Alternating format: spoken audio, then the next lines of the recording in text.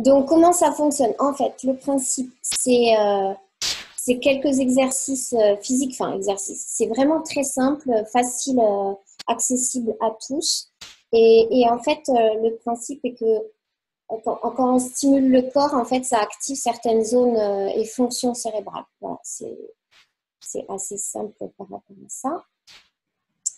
Donc, ça facilite tous les apprentissages, lecture, écriture, calcul, les activités sportives, parfois quand on se sent un peu coincé et qu'on n'est pas très bien dans son corps. Donc, pour le préparer à s'activer. Donc, le chant, tout ce qui est musicalité, la danse, bien sûr, la prise de parole et après, tout ce qui est organisation, classement, etc. Donc, ça, c'est plus l'aspect, on va dire, plus ou moins scolaire, mais qu'on a tous encore aujourd'hui, même en tant qu'adultes. Mhm. Et on va voir ensuite, ça a vraiment des impacts assez raisonnants. Ok. Donc, on va développer trois axes. Enfin, c'est ce que contient le Brain Gym. Donc, c'est ce qu'on appelle l'intégration tridimensionnelle. Donc, je vais vous expliquer d'abord ce qu'est la latéralité. Donc, à la fois, à chaque fois, je vais vous parler de où ça agit dans le cerveau. Ça a une répercussion forcément sur le corps et vice-versa. Et donc, la latéralité, donc on va parler de gauche et droite, donc l'hémisphère gauche et droite, que je vais vous expliquer. Et donc, c'est pour équilibrer les fonctions, que ça communique bien ensemble. Voilà, on dit souvent que certains ont des dominances, mais on a tous besoin que les deux, toutes les fonctions cérébrales agissent Ouais. ensemble. Moi, j'ai vu avec le neurofeedback, on peut faire aussi un rééquilibrage des hémisphères. Ouais, ouais, le neurofeedback, c'est sympa aussi. Ouais. Et ensuite, donc, on va parler du haut-bas. Donc, pareil, au niveau du corps, que ça soit bien coordonné. Et également, donc, tout ce qui est cortex, en partant par le cerveau limbique. Enfin, je vais peut-être utiliser des termes techniques. Vous m'arrêtez si j'ai besoin d'expliquer plus. Et après, pour la concentration et le focus, on va parler de la sphère avant-arrière, voilà, du cerveau et du corps. Ok. Donc ça, c'est un poster qui récapitule ces fameuses trois dimensions. Donc je vais revenir dessus après, après chaque partie. Donc je vais d'abord vous développer tout ce qui est latéralité. Ensuite, on va passer par le centrage et on va finir par la concentration. Et je remettrai cette image à chaque fois pour que je vous montre exactement tous les exercices qui correspondent à chaque fonction. Là, j'anticipe un peu, mais comme ça, en fait, c'est toi qui choisis en fonction de tes besoins, tu sens tes besoins. Oui. Il y a soit tu as besoin de centrage ou de latéralité, de concentration, et tu peux choisir à travers un catalogue de petits exercices. Ok. Ouais, exactement. En séance, on décèle très vite les faiblesses des personnes, enfin ce qu'elles ont besoin de travailler. Et voilà, c'est des petites choses que je leur donne après en fin de séance à travailler éventuellement à la maison pour renforcer là où ils ont besoin. Ok. Donc la latéralité, donc ça c'est un peu le plus connu. Toute la partie gauche, elle est considérée comme très analytique, très séquentielle. Elle traite les données les unes après les autres. Donc, il y a aussi l'aire du langage, l'aire de Broca qui est située dans la partie gauche. Donc, le calcul, c'est la conscience du temps. Et c'est aussi le cerveau qui nous met les limites et aussi la peur. Voilà, on en a besoin, mais si on est trop de ce côté-là, parfois on manque, voilà, on manque de l'autre côté, de l'imagination. La partie droite, elle est très globale. Elle va être en fonction, elle va analyser. C'est plus par rapport à l'environnement, quoi. Donc ça va être aussi voilà, la conscience du corps, sa posture, l'environnement. Donc c'est aussi bien sûr donc l'imagination, c'est plus visuel avec les couleurs. Et donc la reconnaissance des visages, puisque c'est plein de petits éléments qu'on va assembler et qui va faire reconnaître le visage. Et voilà, l'orientation dans l'espace, tout ça. Et, N'hésitez pas. ouais, Oui, j'ai vu qu'on commençait à remettre un peu en cause le fait que vraiment c'était aussi hyper scindé. distinct. Oui, J'avais vu le docteur oui, parce que Dufaux. Ouais. oui, c'est plus complexe. Oui, oui, effectivement. Je suis C'est d'accord avec ça. Alors, il y a, disons qu'ils sont, voilà, c'est vrai qu'on revient sur pas mal de choses. Parfois, c'est déroutant parce qu'on se dit que ce qu'on a appris, est-ce que c'est à mettre à la poubelle ou pas? Et c'est vrai que c'est le bémol de la recherche. À la fois, on est ravis quand il y a des nouvelles recherches et des nouveaux résultats. Mais c'est censé ça, c'est ce qu'il faut aussi accepter, c'est que à la fois, ça affirme des choses et bien souvent, ils reviennent dessus sans cesse. Donc, c'est vrai que c'est assez difficile parfois de s'y retrouver. Mais donc, le principe, là, c'est très scindé et c'est tout à fait vrai que ça ne l'est pas autant.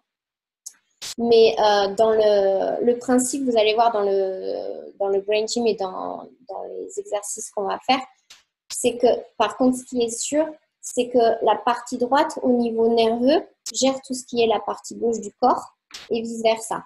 Ça, on n'est pas revenu dessus. Donc, à la fois, quand on va bouger les deux côtés du corps en coordination, ça va de toute façon activer la communication entre les deux hémisphères.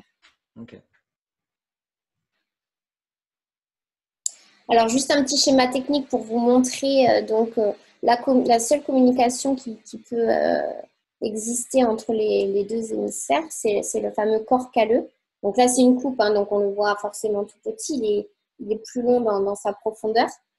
Mais donc, ça va, voilà, techniquement, les mouvements vont aider voilà, à ce que le passage se fasse, que ce soit la communication. Et donc, quand on a peur, qu'on est sous stress ou qu'on doit faire les choses dans l'urgence, donc il peut arriver qu'il y en ait un qui prenne un peu plus la dominance. Donc, dans la majorité des cas, c'est le côté gauche. Donc, c'est aussi quand l'enfant, voilà, met énormément d'efforts dans ce qu'il veut faire, il se coupe souvent de l'hémisphère droit. Donc, souvent, on est trop dans le mental, on est un peu sous-énergisé au niveau physique et voilà, on pense, mais ça n'agit pas, quoi. Ça reste dans la tête.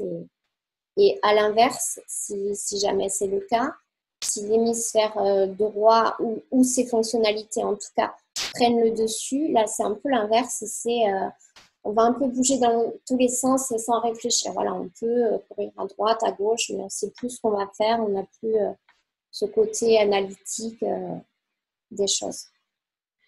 Et donc, ça veut dire que, excuse-moi, juste là, il y a l'information, elle passe entre les deux hémisphères que par le corps calleux. Il n'y a que ça. Oui. Waouh. Ouais. D'accord. Donc ça peut vite être une barrière. Enfin, c'est comme une sorte de court-circuit parfois. Enfin, on est vraiment fait d'électricité, le réseau nerveux. Et ouais, parfois c'est comme un court-circuit. Voilà, heureusement ça dure pas longtemps.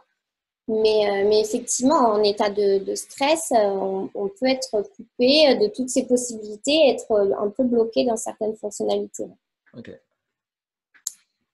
Alors, donc, ça, c'est plus l'aspect en séance de kinésio. On contrôle beaucoup au niveau oculaire pour voir si, parce que pareil, quand on active, quand on regarde en haut à gauche, ça va activer un peu l'hémisphère droit et vice-versa. Donc, on fait pas mal de tests dans toutes les positions des yeux pour voir s'il y a une petite défaillance, s'il y a un stress.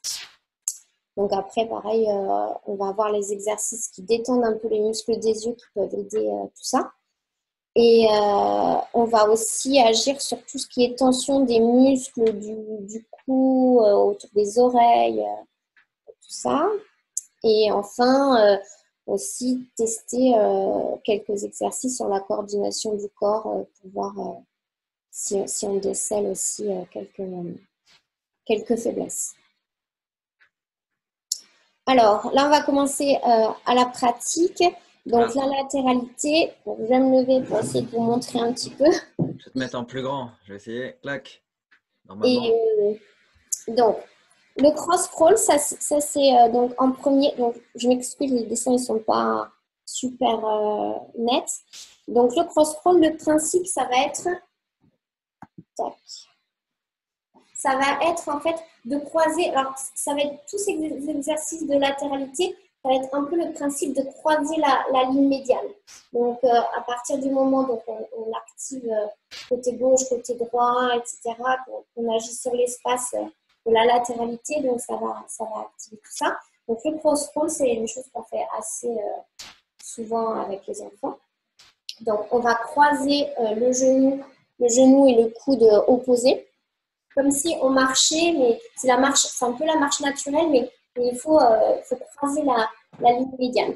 Donc, on fait ça de ce côté plusieurs fois, et on peut le faire aussi côté, à l'arrière. Je recule un peu l'écran. À l'arrière, on va toucher la main droite avec sur le talon gauche. Donc, ça, c'est un des premiers exercices qui est, on va dire, le plus exercé. Et juste, du coup, ces exercices-là, tu les fais quand alors? Tu les fais le matin, le soir, Ouais. avant Ouais. d'apprendre quelque chose? Quel est le contexte? Oui, c'est vraiment l'idéal si on le remet donc pour l'enfant, c'est même après, par exemple, avoir regardé un dessin animé. Enfin, ils ont le cerveau qui est un peu voilà. Embrouillé? Voilà, et si ils doivent se mettre à faire un exercice derrière, ça va être compliqué si on remet pas le cerveau. Et donc, ça peut arriver, voilà, moi je le fais faire à mes enfants. Si je vois qu'il y a une activité assez étonnante, il a des réactions bizarres, enfin tous peuvent être appliqués à ces moments-là. Mais oui, c'est dans l'esprit, ok, je fais fonctionner mes deux cerveaux en même temps pour avoir toutes mes capacités. Donc, quand on a besoin de, voilà, tout ce que j'ai marqué sur la sphère, donc regarder, lire, enfin, ça s'applique à tous, mais le cross-crawl, c'est vraiment dans l'idée comme les autres qui sont dans la partie jaune, c'est vraiment, je remets mon cerveau, c'est comme c'est pas un reset, mais c'est, à l'équilibre. J'active toutes mes fonctions. Ok. Et donc, il y a le 8 couché qu'on retrouve beaucoup. Donc ça, le principe, on part d'un centre et on monte en boucle, comme ça. Donc, on va par contre toujours vers le haut. Et donc ça, donc on peut le faire au tableau. On peut le faire aussi avec, qu'on le voit là, c'est l'éléphant. On peut le faire aussi avec l'oreille collée au bras, ce qui permet aussi de détendre un peu la nuque, l'épaule. On fait des deux côtés à chaque fois. Et par contre, ça aide aussi énormément. Moi, je m'en sers beaucoup sur une feuille ou sur un tableau, c'est encore mieux, pour préparer à l'écriture. Et notamment s'il y a parce qu'à la fois, il y a le mouvement oculaire, il y a le mouvement du bras, et il y a tout un alphabet qui s'intègre dans ce 8, donc c'est ce qu'on voit en 8 de l'alphabet. Donc, quand on a des difficultés à faire certaines lettres, on fait quelques tours comme ça avec le 8 et on finit par faire une lettre, donc soit d'un côté, soit de l'autre, selon quelle est la lettre. Et ça aide énormément à former les lettres et à retrouver une belle écriture s'il y a des petits soucis, si ça accroche ou si la personne appuie énormément sur son stylo et est stressée. Ça détend et ça aide à la fois au niveau oculaire et au niveau de l'écriture. Et puis, il y a le crayonnage en miroir qui, ça, c'est super sympa parce qu'il y a cet aspect symétrique. Donc, il y a le niveau oculaire, c'est pareil, ça fait la coordination des mains. Et donc, ça aide aussi dans l'orientation de l'espace. Donc, l'éléphant, j'en ai parlé, c'est le 8 allongé avec l'oreille qui est collée. Et les roulements du cou, ça c'est pour, pareil, détendre tout ce qui est muscle de la nuque et autour des oreilles aussi. Donc, on fait une première avec les épaules en haut, comme ça. Ça soutient un petit peu les cervicales et c'est pas trop violent pour le premier roulement. Et après, on peut le refaire avec les épaules descendues. Et là, on est un petit peu plus étiré, donc on ne prend pas de risque pour les cervicales. Le balancement, ça c'est simplement pour délier un peu les hanches quand on est resté trop assis. Voilà, et la respiration abdominale, ça c'est pour enlever, on le connaît bien, c'est pour enlever aussi le stress et retrouver voilà, un calme mental et physique. La bicyclette, alors ça se fait, c'est pour voilà,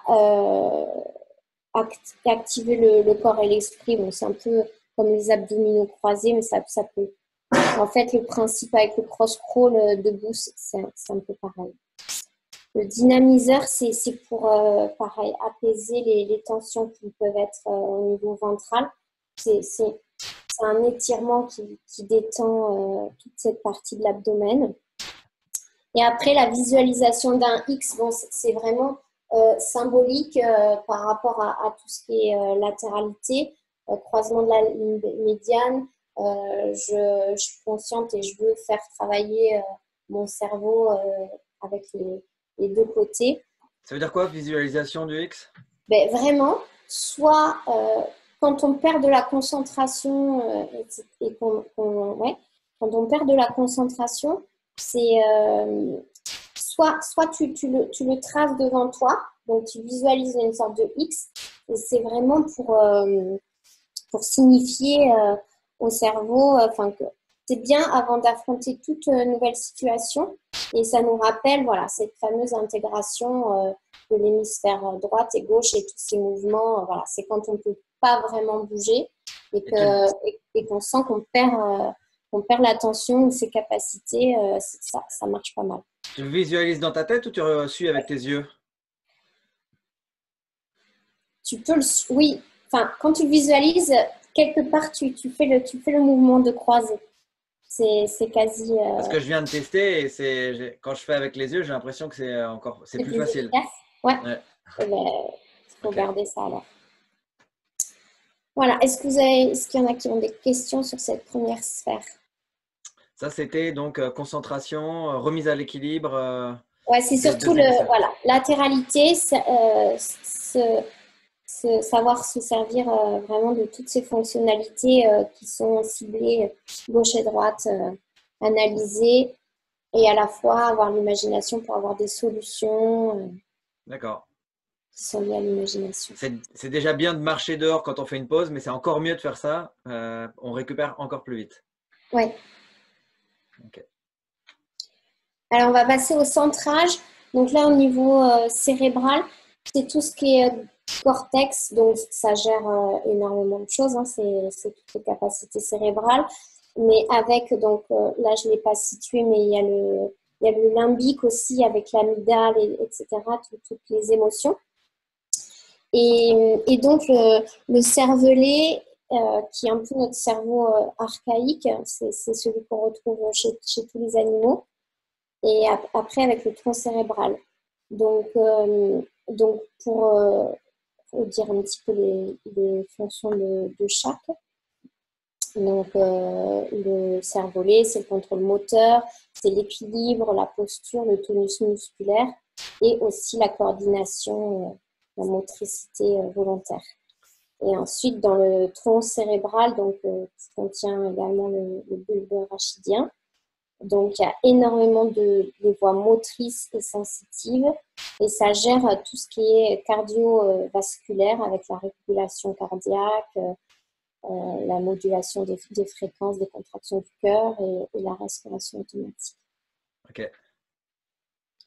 Donc le centrage, c'est beaucoup être équilibré entre la terre et l'espace. Donc l'enracinement corporel, ce qu'on appelle l'ancrage, et à la fois le côté nouveau, cérébral, espace s'élever. Donc à la fois avoir un bon socle qui nous soutient, et et à la fois l'équilibre entre tout ce qui est des idées, tout ce qui correspond au cerveau nouveau qu'on développe également beaucoup à l'avance. C'est le cerveau nouveau.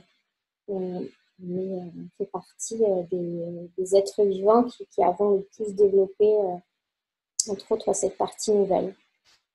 Donc, c'est l'équilibre entre tout ça.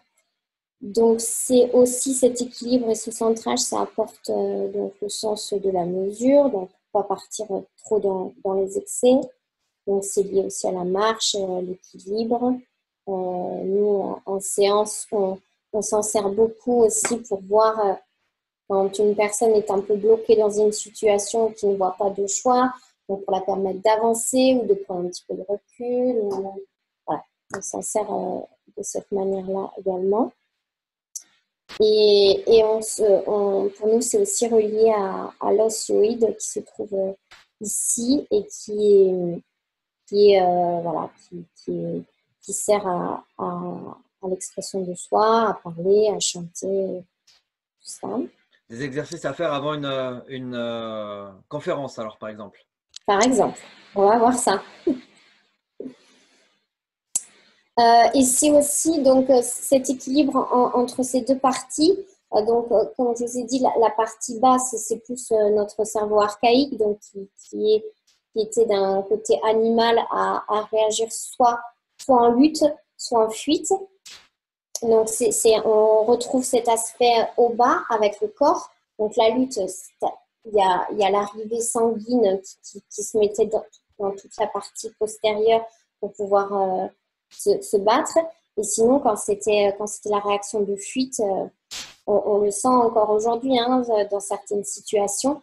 Il faudrait courir pour sortir l'énergie et tout ce qui a été mis dans les jambes. Voilà, on est encore à réagir énormément comme ça, même si on ne le fait pas concrètement, mais il y a quand même tout ce système qui est encore en nous. Donc c'est pour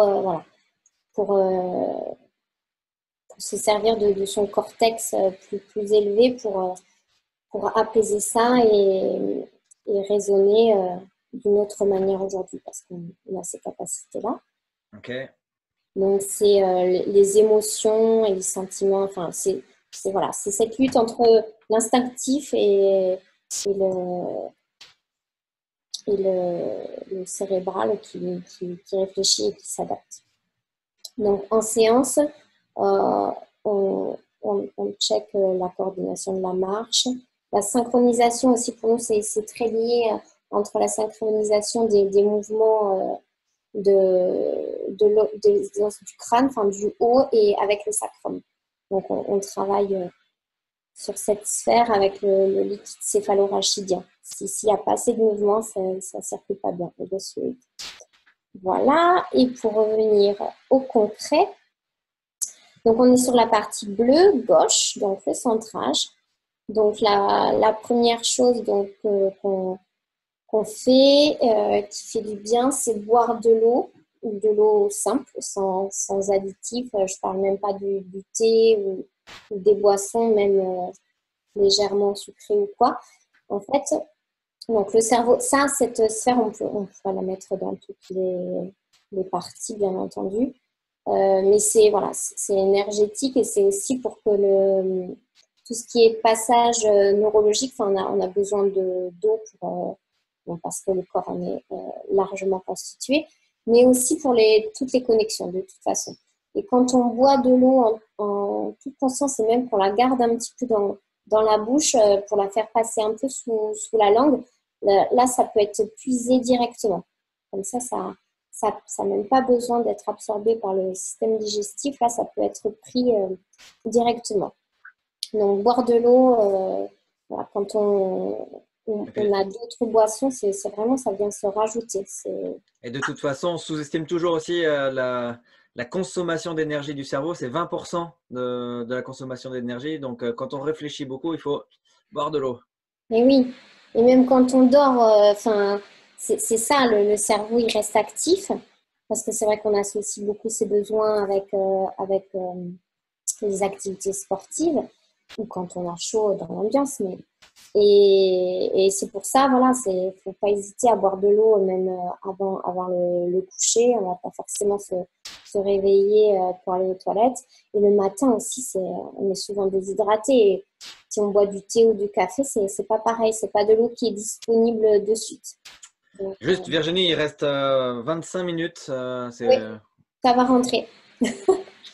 Ok. Donc, les points du cerveau, je vous montre. Donc, en fait, sous les clavicules ici, quand on creuse un petit peu, on a deux espaces libres entre le manubrium et sous les clavicules.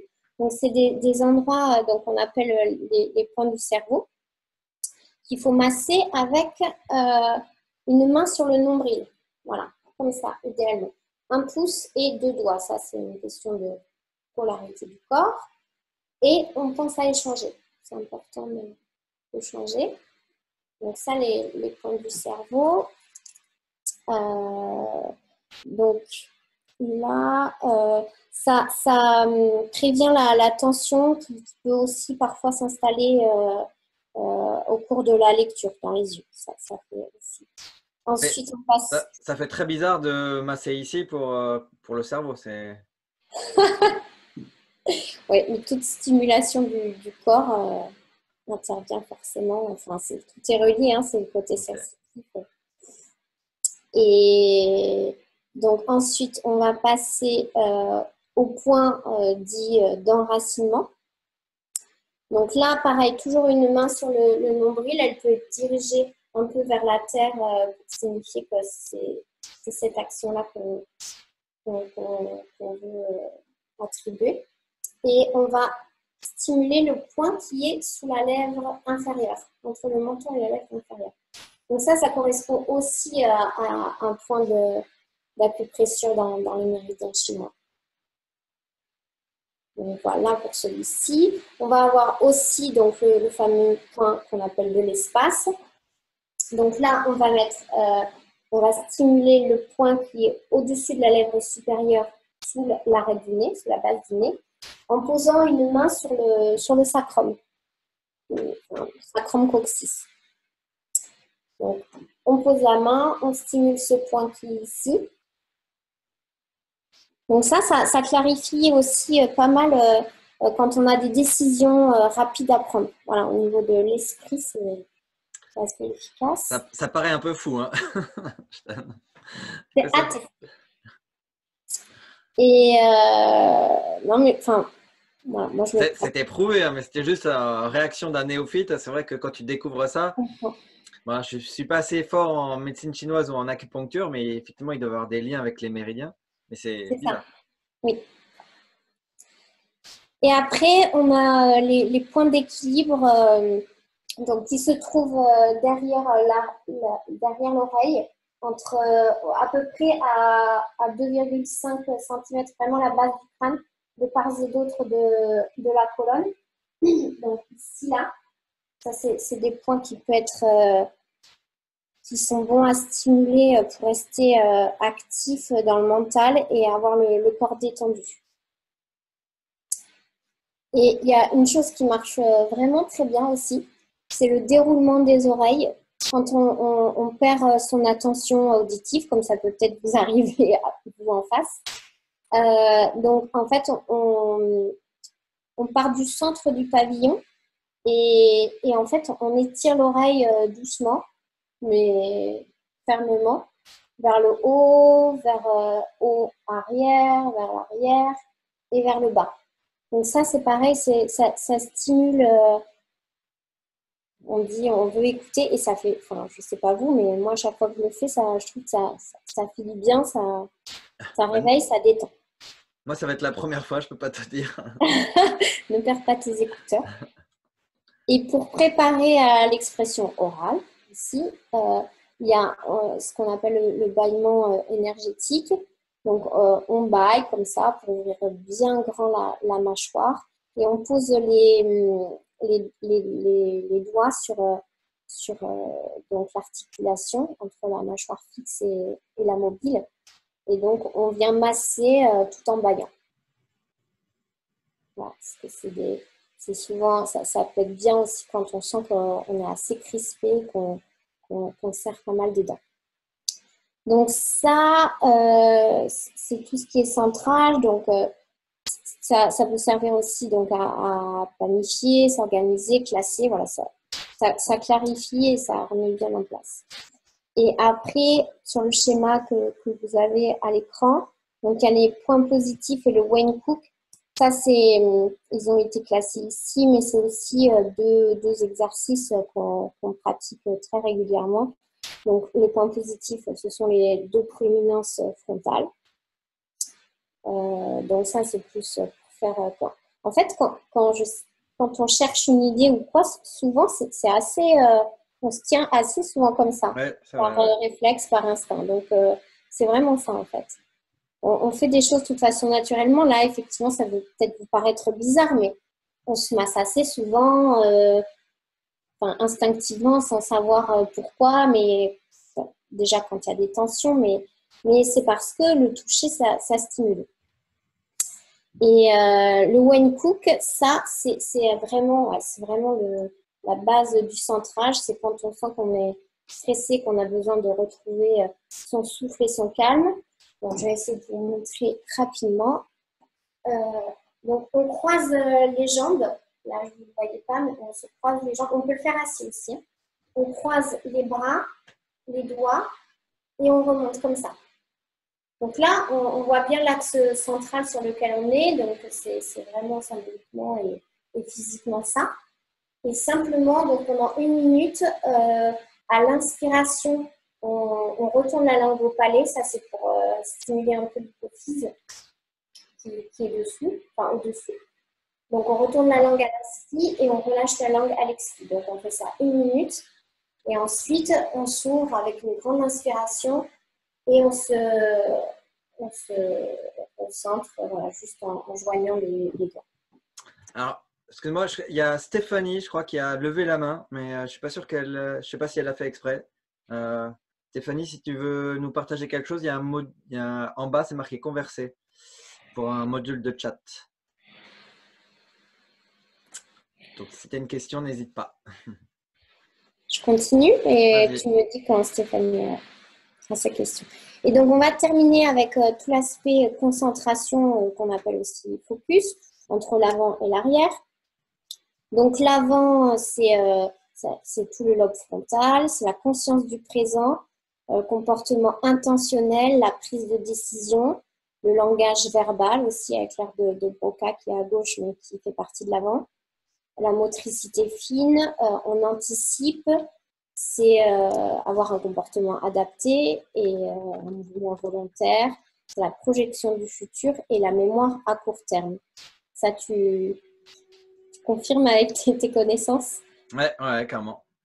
Et après, donc le passage à l'arrière, donc c'est aussi de là qu'on a plus les origines. Donc c'est le lobe occipital, c'est plus les aires sensorielles, c'est l'observation, ça absorbe les infos de l'environnement, réactions physiques et émotionnelles basées sur l'expérience passée. Et ça a les fonctions aussi, c'est les visions visio-spatiales et c'est plus la mémoire à long terme. Donc, quand on est connecté, c'est les capacités à savoir ce qu'on lit et pouvoir raconter ce qu'on a lu. Se servir de son expérience passée pour l'adapter à l'action du moment.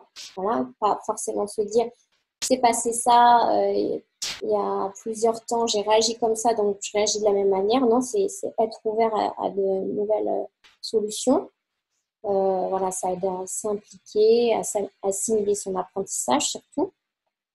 C'est être concentré sur un objet, sur ce qu'on fait, mais tout en étant conscient de ce qui se passe dans l'environnement.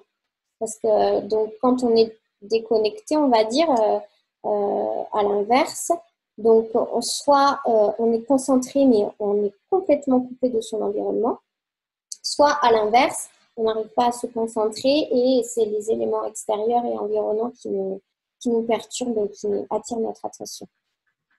Et c'est aussi donc rester bloqué dans le passé et pas se servir de l'état actuel des choses pour réagir autrement.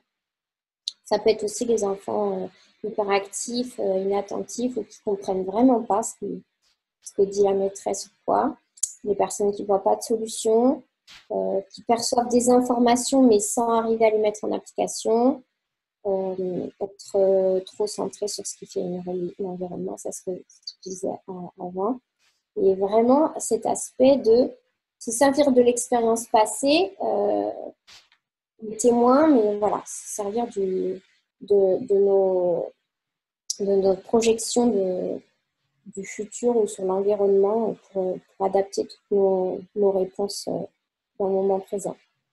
Donc là, physiologiquement, on va le voir dans les exercices de Brain Gym, ça va être beaucoup travaillé sur, donc on est sur l'avant et l'arrière, beaucoup travailler sur les étirements posturaux et devant.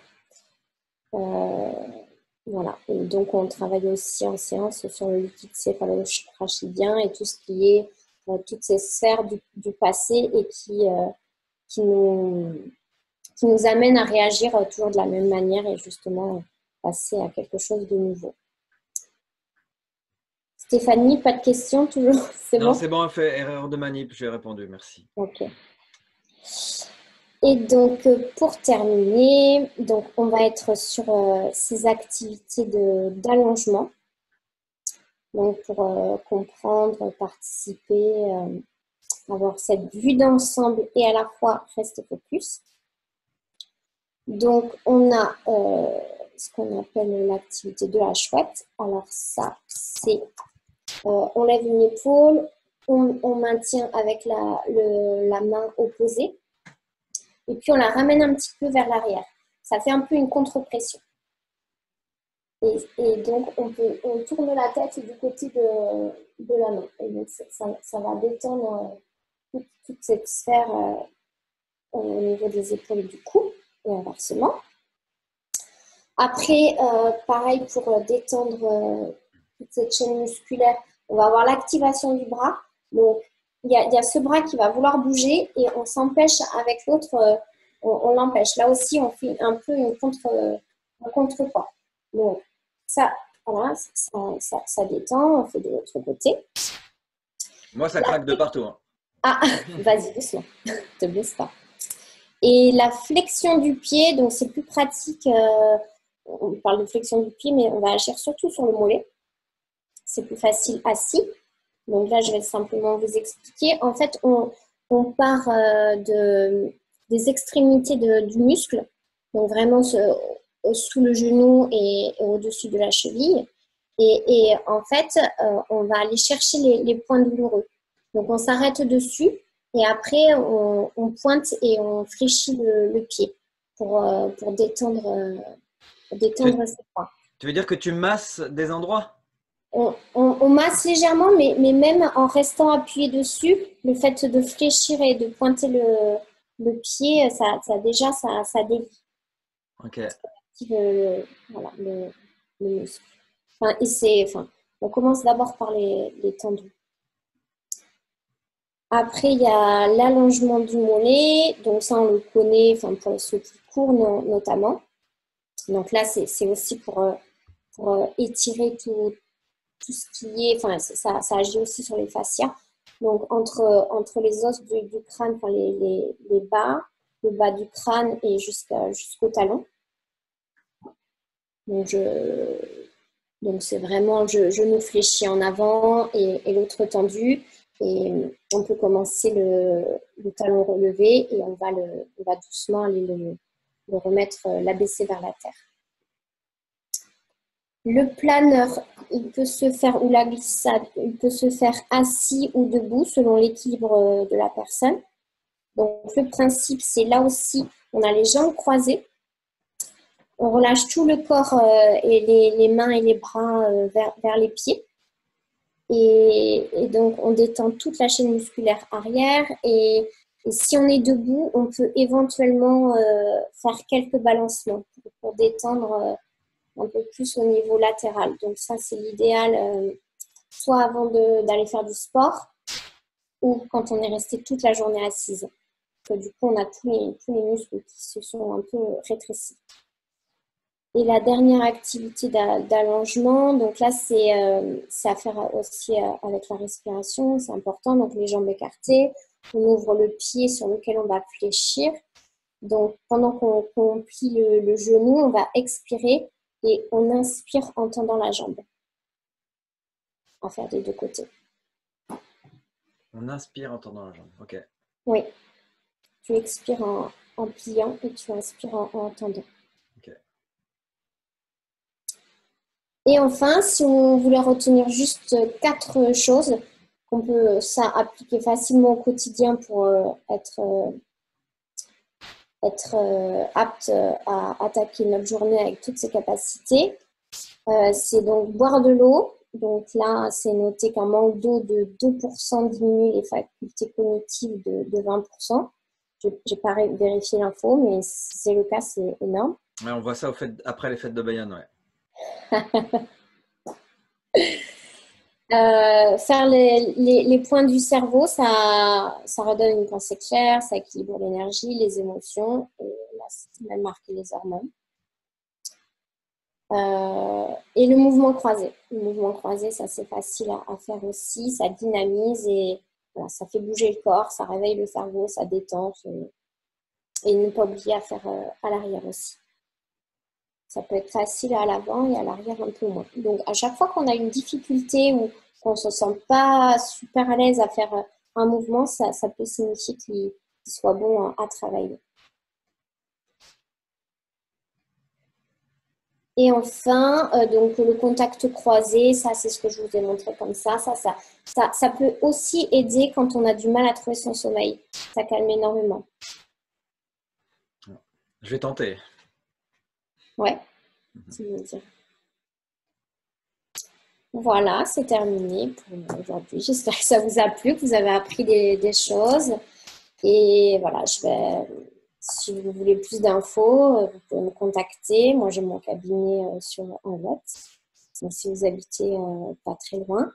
Et voilà, je vais aussi animer des ateliers de manière physique avec des personnes en face où on fera tous les exercices et on constatera en direct si ça agit, si ça fait du bien, etc.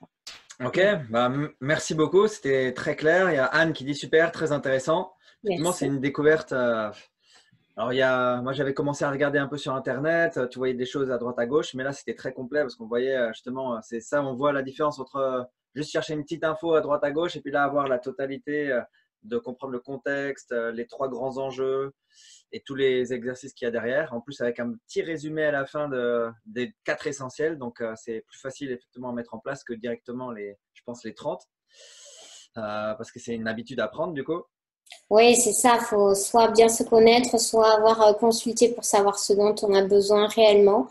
Bien sûr, on n'a pas tous besoin de tous ces exercices. Donc, c'est à faire sur mesure. Ok. Bon, bah, merci beaucoup. Peut-être il y a des gens qui ont des questions spécifiques pour eux, pour leur métier, pour leurs Oui. enfants. J'ai noté après la télé, effectivement, une fois qu'ils ont été bien lobotomisés, les enfants, les 2-3 exercices à faire pour leur redonner un peu leur capacité normale, j'allais dire. Ouais. Le cross-crawl et le 8 allongé, ça fonctionne bien. Ok. Parce que là, Testez sur les miens. ouais, l'impact, moi je vois là, ma fille quand elle regarde une demi-heure de télé après, mais Ouais. elle Ouais. pleure, elle rit, elle fait Ouais. comme. C'est ça, ça part un peu dans tous les sens. C'est compliqué qu'ils nous écoutent et qu'ils soient centrés. Ouais. Donc là, comme ça, Ça le calme, 8. mais ouais, le cross-crawl, ça marche plutôt pas mal pour eux parce que du coup, ça les fait bouger et ça. Il y avait Anne qui demandait, je crois, est-ce que ta plaquette, elle sera disponible ou est-ce que j'en fais un mind map avec 2 synthèses et comme ça, voilà, c'est une question. J'ai oublié de te poser. C'est-à-dire mettre à disposition la présentation. Ouais, pour les gens qui ont participé au webinaire. D'accord, mais j'y avais pas réfléchi, donc je vais vous dire ça, mais oui, il n'y a pas de raison. Ok. Bon, d'où l'intérêt de participer, parce que les autres ne l'auront pas, ceux qui n'ont pas participé. Bon, après, on peut pas. Voilà, c'est aussi. ne peut pas diffuser partout. Quand même, là, on a appris déjà beaucoup de choses. Et au moins la carte des exercices, dit Anne. Ok, ok. Très bien. Donc, je vous remercie beaucoup. Merci à tous. Merci Fafani, merci pour ce partage. Merci à tous. Il est peut-être temps d'aller manger pour ceux qui ont pas encore mangé. Merci Anne, merci Virginie beaucoup. Merci, je regrette ma mauvaise. Ah, je sais pas, c'est Aude, ma mauvaise connexion. Ah, Aude depuis l'iPhone. Ok, tu pourras regarder en replay puisque tu fais partie des gens inscrits. Et donc, je vais continuer à proposer des webinaires parce qu'à chaque fois, je trouve ça hyper intéressant là, sur le cerveau. Le dernier, c'était, il y avait sur la musique aussi. Bientôt, ça sera sur l'organisation du temps, l'efficacité. Il y a plein de choses. Stéphanie qui dit merci pour ce partage. Donc, super. Merci beaucoup. À bientôt. Pour Merci. D'ailleurs, Virginie, on te voit au séminaire des Mind Mappers intelligents le jeudi 26. Tu oui, seras là. tout à fait. Je serai présente. Ok, donc pour ceux je vois Stéphanie qui est là, notamment. Il y a Anne aussi. Vous pourrez discuter directement avec Virginie et expérimenter des choses. Voilà. Bon, je vous embrasse. À bientôt. Merci à tous. Bonne journée. Ciao, ciao. Au revoir.